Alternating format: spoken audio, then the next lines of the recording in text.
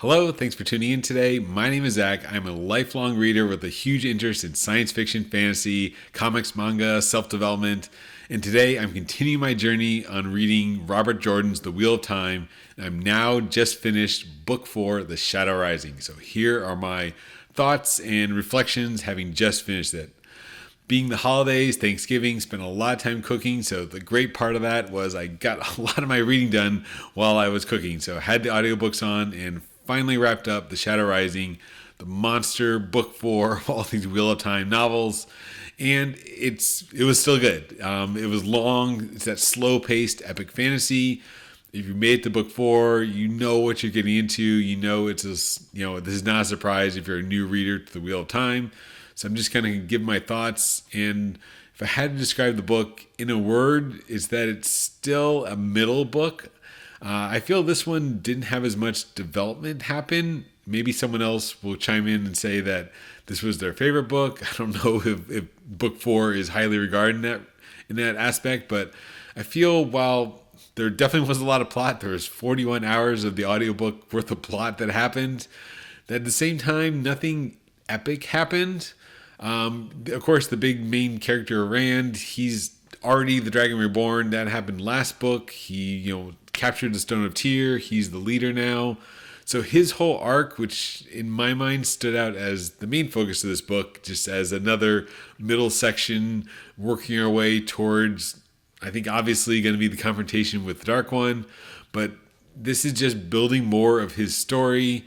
The early novel, he's still in the Stone of Tyr, and it's that character development of, yes, he's still struggling with who he is as the Dragon Reborn.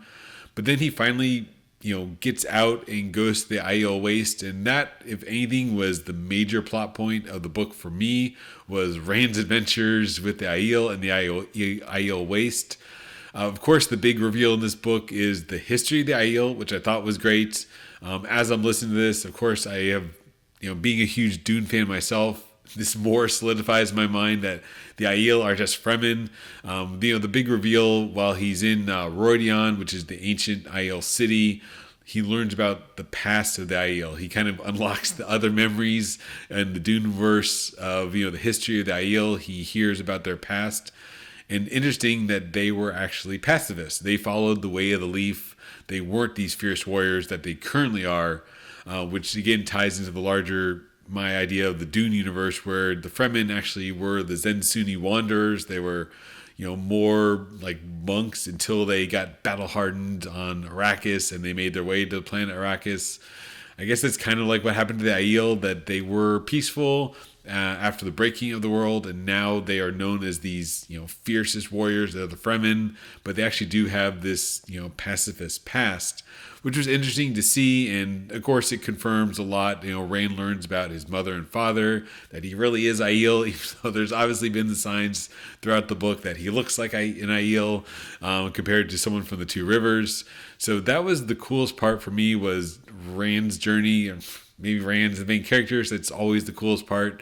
But learning about the Aiel, about the Gen Aiel being the original Aiel, some of the clan politics that happened in Rhuidean.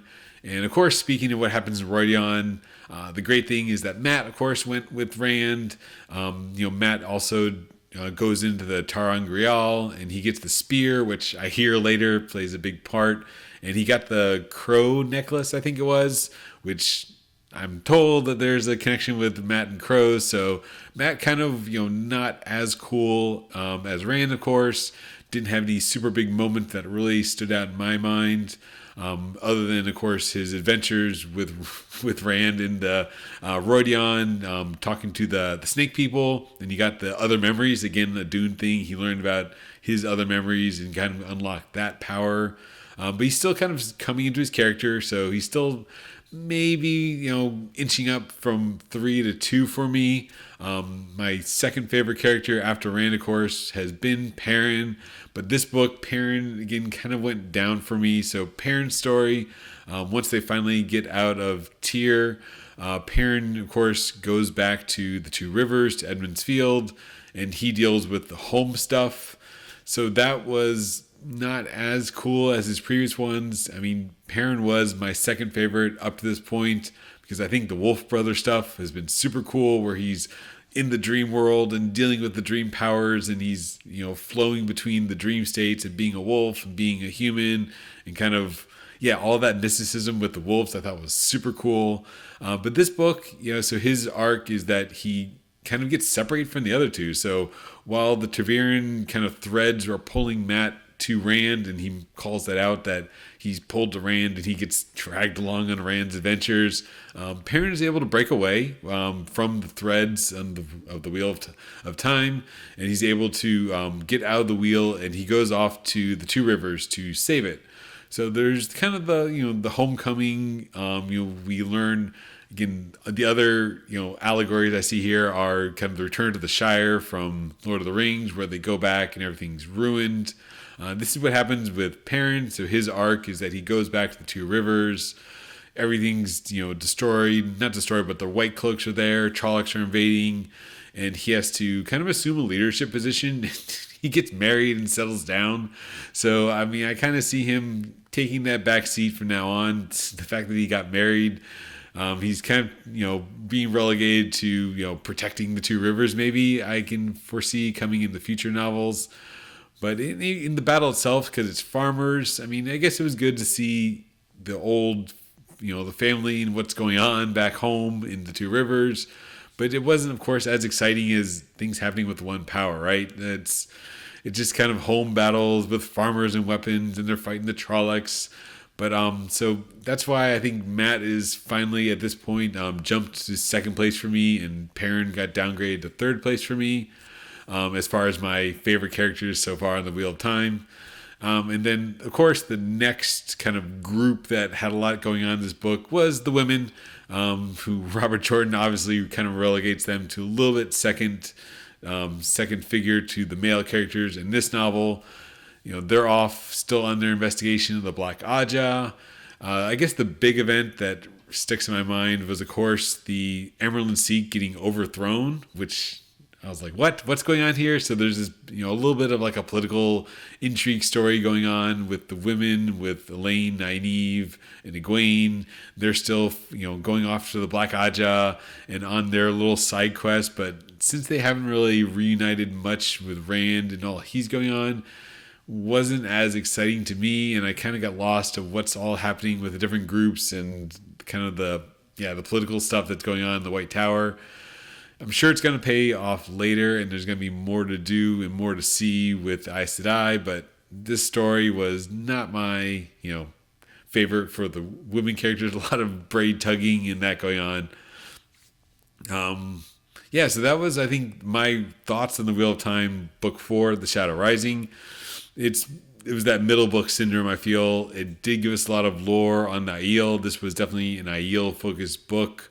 A lot of Rand lore dump, but even the last battle, I was getting to the end of the book and I'm waiting for something to happen. I feel there wasn't any big, one power clash moment at the climax. So, Rand is at the council and he has that kind of, more political stuff going on where he's, fighting with the other guy to be who's the actual Karna Khan, who's the actual chief of chiefs. And they're showing their dragon tattoos, and it turns out, of course, to be Asmodean, one of the Forsaken, and Asmodean and Lanfear are plotting to, of course, take use Rand for their own purposes.